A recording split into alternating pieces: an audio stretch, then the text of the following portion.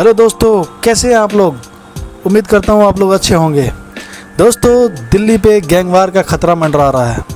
Gang war का काला साया मंडरा रहा है, यूँ कहूँ तो। हिमांशु भाऊ और नीरज भवाना दोनों जुर्म की दुनिया के बड़े नाम हैं।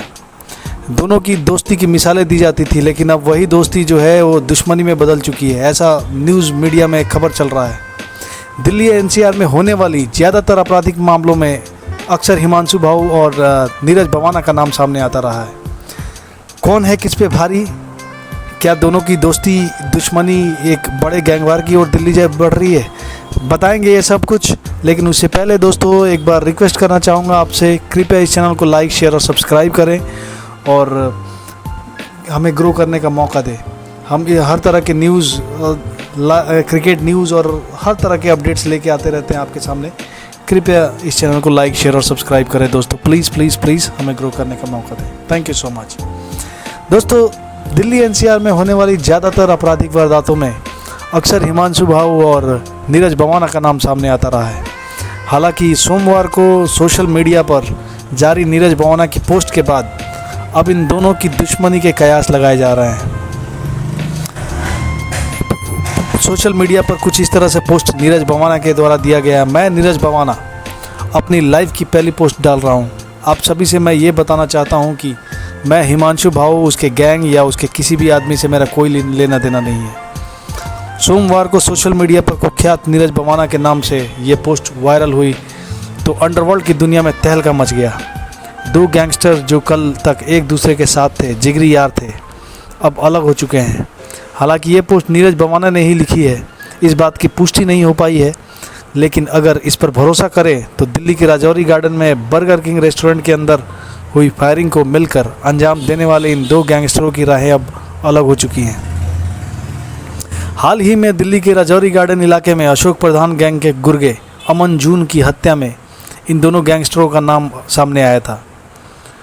सूत्रों के मुताबिक अमन जून की हत्या का जिम्मा लेडी गैंगस्टर अनु धनखड़ को सौंपा गया था। अनु ने सोशल मीडिया के जरिए पहले अमन को अपने प्यार के जाल में फंसाया और फिर मिलने के लिए राजौरी गार्डन के बर्गर किंग रेस्टोरेंट में बुलाया।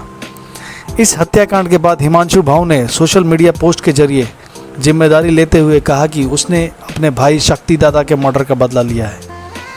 पोस्ट में हिमांशु ने नीरज भवाना का जिक्र किया था। इससे पहले भी इन दोनों के नाम कई वारदात सामने आ चुके हैं। अगर आपको उस मर्डर केस के बारे में डिटेल वीडियो चाहिए तो वो मैंने अपने यूट्यूब चैनल पे डाला हुआ है ऑलरेडी, आप जाके देख सकते हैं।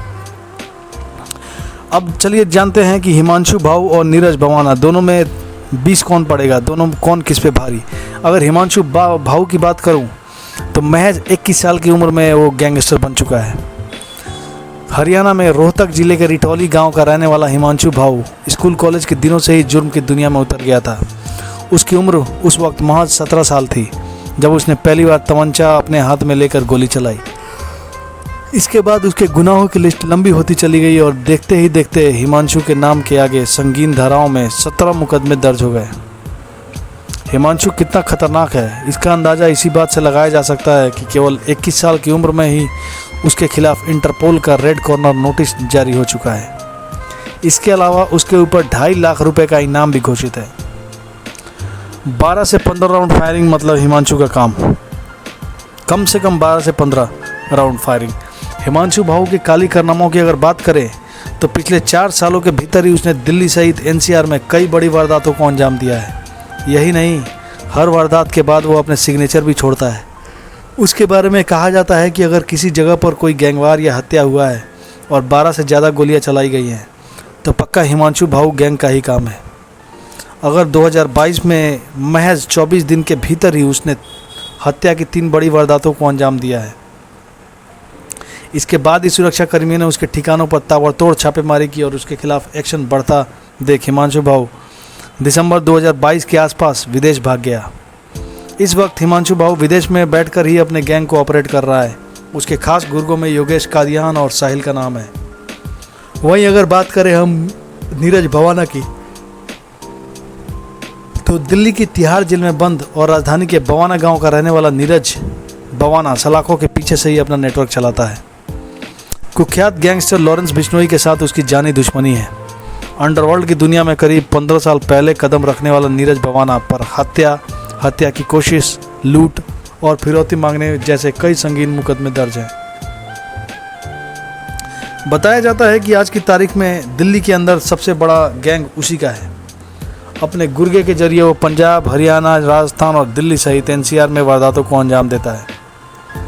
अंडरवर्ल्ड की दुनिया में कभी नीरज का नाम सबसे बड़ा दुश्मन सुरेंद्र मलिक उर्फ नीतू दबोदा हुआ करता था, लेकिन लंबे चले गैंगवार में नीरज भवाना के गैंग ने धीरे धीरे नीतू दबोदा के लगभग सभी गुर्गों को ख़त्म कर दिया। अक्टूबर 2023 में पुलिस मुठभेड़ में नीतू दबोदा के मारे जाने के बाद नीरज भवाना के गैंग का प्रभाव बढ़ गया। लॉरेंस बिश्नोई के अलावा अशोक प्रधान गैंग से भी नीरज भवाना की पुरानी दुश्मनी है, जिसके एक गुर्गे अमन जून को हाल में ही दिल्ली के राजौरी गार्डन में गोलियों से भून दिया गया था। उस वक्त इस हत्याकांड का जिम्मेदारी हिमांशु भाऊ और नीरज भवाना ने ही ली थी। दोस्तों, आपको क्या लगता है, क्या दिल्ली में फिर से गैंगवार हो गया है? क्या ये एक सच में इन दोनों के बीच दरार हो गई है, या फिर ये नीरज भवाना पुलिस से बचने के लिए ऐसा कुछ ये गेम खेला जा रहा है? आपको क्या लगता है दोस्तों? अब सच तो जो न्यूज़ में आ रहा है वही हमको पता है, मैं तो आपको लेटेस्ट अपडेट बता रहा हूँ उस पोस्ट के हिसाब से। बाकी भगवान जाने क्या होने वाला है। दोस्तों, इस तरह की खबरें पाने के लिए कृपया हमारे चैनल को लाइक, शेयर और सब्सक्राइब करें और हमें ग्रो करने का मौका दें दोस्तों। Thank you so much.